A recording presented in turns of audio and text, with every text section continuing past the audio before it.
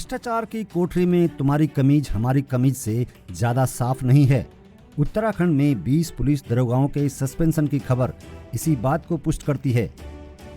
सरकार बीजेपी की हो अथवा कांग्रेस की, सभी के कार्यकाल में गड़बड़ियां हुई हैं। भर्ती घोटाले, नकल घोटाले और न जाने कितने घोटालों की बात को लेकर धरना प्रदर्शन कर रही कांग्रेस को घेरने के लिए अब बीजेपी सरकार को भी एक नया मुद्दा मिल गया है, जिसके बाद कांग्रेस सरकार के कार्यकाल में लगे हुए 20 दरोगाओं को सस्पेंड कर दिया गया है। अब देखना दिलचस्प होगा कि बीजेपी भर्ती घोटाले में विपक्षी कांग्रेस के विरोध के स्वर बंद करना चाहती है या वास्तव में बीजेपी अब भ्रष्टाचार मुक्त उत्तराखंड के नारे की तरफ बढ़ रही है।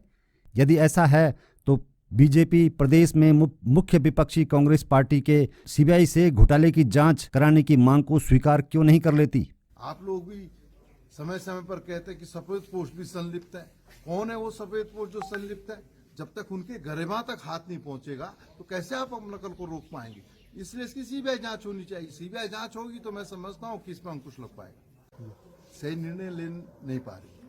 हमारा तो कहना है कि अगर प्रदेश के अंदर नकल को रोकना है, इसके खिलाफ सख्त कानून बनाने की बात सरकार कर रही है, तो यूकेएसएससी, यूके पीसीएस और इसके साथ साथ जो है विधानसभा भर्तियों की सीबीआई जांच होनी चाहिए ताकि पुनरावृत्ति ना हो। मित्रता, सेवा और सुरक्षा उत्तराखंड पुलिस का ये स्लोगन, इसी स्लोगन के सहारे उत्तराखंड पुलिस पर जिम्मेदारी है कि उत्तराखंड में कानून व्यवस्था सुधारे और लोगों के बीच विश्वास और भरोसा जताए कि समाज में किसी तरीके से कोई भी गड़बड़ी नहीं होगी और सब लोगों को उनका अधिकार मिलेगा। लेकिन अब इसी पुलिस पर एक दाग लग चुका है और वो दाग है उसके 20 सब इंस्पेक्टर फिलहाल सस्पेंड कर दिए गए हैं और इन पर आरोप है कि उन्होंने फर्जी तरीके से अथवा नकल कर परीक्षा पास की है और उसके बाद ये दरोगा बने हैं, एसआई बने हैं।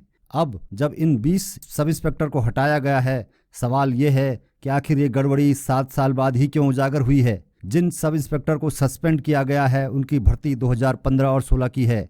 तब उत्तराखंड में कांग्रेस सरकार थी और हरीश रावत मुख्यमंत्री थे, यानी हरीश रावत की सरकार पर अवैध तरीके से भर्ती मामले में बीजेपी को भी अब हमलावर होने का मौका मिल गया है।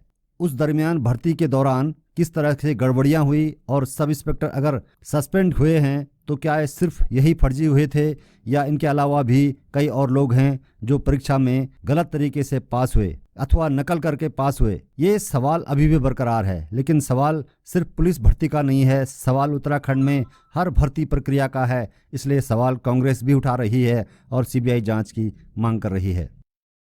क्यों उजागर हुई? ऐसा है ना, इस पे विजिलेंस ने अपनी इन्वेस्टिगेशन आगे बढ़ रही है।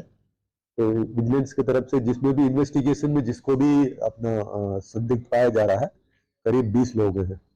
उनको प्रमा फेसिया इन्वेस्टिगेशन में जो आने का तथ्य को रखते हुए डीजी साहब ने ये निर्देश दिए हुए कि इनको इन्वेस्टिगेशन कंप्लीट होने तक निलंबित किया जाए। सरकारी नौकरियों को लेकर या उनकी भर्ती प्रक्रिया को लेकर उत्तराखंड की सियासत इन दिनों वैसे ही गर्म है और अब ये पुलिस भर्ती में गड़बड़ी का मामला जब सामने आया है, अब उस जांच के आधार पर ही जिन लोगों पर शक है उन्हें सस्पेंड किया गया है। लेकिन क्योंकि मामला रोजगार का है, मामला नौजवानों के भविष्य का है, तो ये 20 लोग जब भर्ती हुए तो आखिर किसकी मिली भगत से ये सब हुआ, ये सवाल को लेकर बीजेपी भी कांग्रेस को कटघरे में अब खड़ा करने से पीछे नहीं हटेगी। इस दौरान भर्ती आयोग के चेयरमैन भी शक के दायरे में खड़े होंगे। अब पूरी राजनीति इस बात पर है कि उत्तराखंड में किस सरकार का दामन ज्यादा साफ है, किसके दामन पर ज्यादा दाग हैं। इसी मसले पर उत्तराखंड में राजनीतिक हलचल बढ़ गई है और पुलिस जांच वाला मामला भी अब आ गया है। इसमें आगे की जांच कहां तक पहुंचेगी, इंतजार इसी बात का करना चाहिए।